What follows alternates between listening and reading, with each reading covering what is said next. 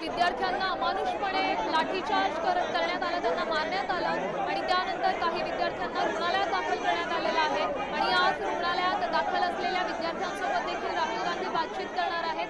त्यासोबत या संपूर्ण कालच्या अभूतपूर्व गोंधळावर जंतर मंतरवर जाऊन काय भाष्य करतात, दीपकेंसोबत काय बोलतात ते पाहणंही तितकंच महत्त्वाचं।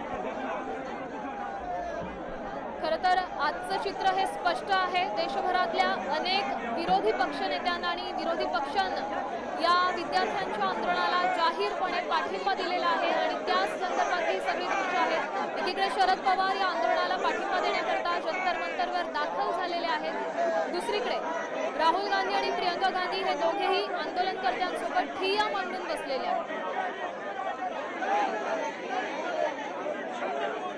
पंतप्रधान यांच्या निवासस्थानाबाहेरची सगळी ताजी दृश्य आहेत, आत्ताच्या घडीची ही दृश्य आहेत।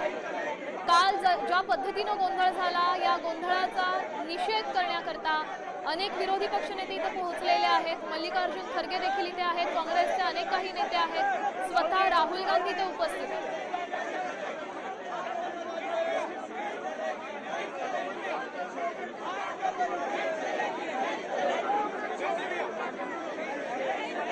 काही वेळापूर्वीच आपण विरोधकांच्या प्रतिक्रिया ऐकल्या, तर त्यातून असंच समोर आलेलं आहे की या संपूर्ण गोंधळाला स्वतः पंतप्रधान नरेंद्र मोदी जबाबदार आहेत, गृहमंत्री जबाबदार आहेत आणि शिक्षण मंत्री जबाबदार आहेत। They are not listening to the students.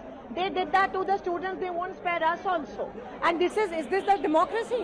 Look at what they're doing. Look at the Delhi policeman. Pan the camera, sir. Look at the Delhi policeman handling everybody.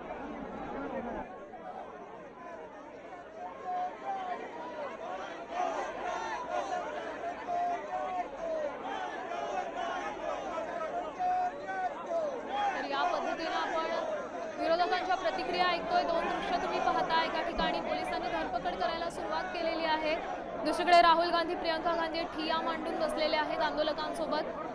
काल विद्यार्थ्यांवर मोठ्या प्रमाणात लाठीचार्ज झालेला आहे, अश्रुधुराच्या नळकांडा फोडण्यात आला आणि त्यानंतर विद्यार्थ्यांना ज्या जखमा झाल्या मारहाणीनंतर, त्यानंतर या विद्यार्थ्यांवर उपचार तर सुरू आहेतच, मात्र याचे संपूर्ण पडसाद हे देशभरात उमटतायत। देशभरातून या संपूर्ण लाठीचार्जच्या विरोधात वक्तव्य केले जात आहेत आणि आंदोलनाला पाठिंबा दिला जातो।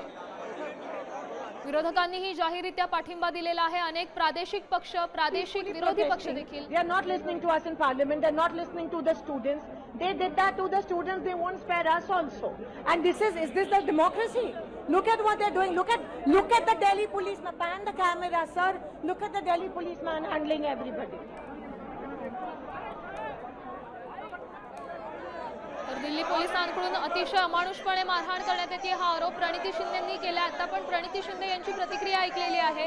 या संपूर्ण घटनेला जबाबदार पोलीस आहेत, गृहमंत्री आहेत असा आरोप विरोधकांकडून सातत्याने केला जातोय आणि अखेर या आंदोलनाला सगळ्याच प्रादेशिक विरोधी पक्षनेत्यांनाही पाठिंबा दिलेला आहे। त्याचबरोबर राहुल गांधी आणि प्रियंका गांधी स्वतः दोघेही इथं ठिय्या मांडून बसलेले आहेत। काल विद्यार्थ्यांना अतिशय अमानुषपणे मारहाण करण्यात आली, लाठीचार्ज करण्यात आला आणि त्याचेच पडसाद आता देशभरात उमटतायत। मुंबई, पुणे, नागपूर अशा मोठ्या शहरांमध्येही याचे पडसाद उमटतायत। देशभरातून या आंदोलनाला पाठिंबा दिला जातोय आणि पोलिसांनी ज्या पद्धतीने हे आंदोलन हाताळलेलं आहे आणि त्याचा विरोध देखील केला जातो।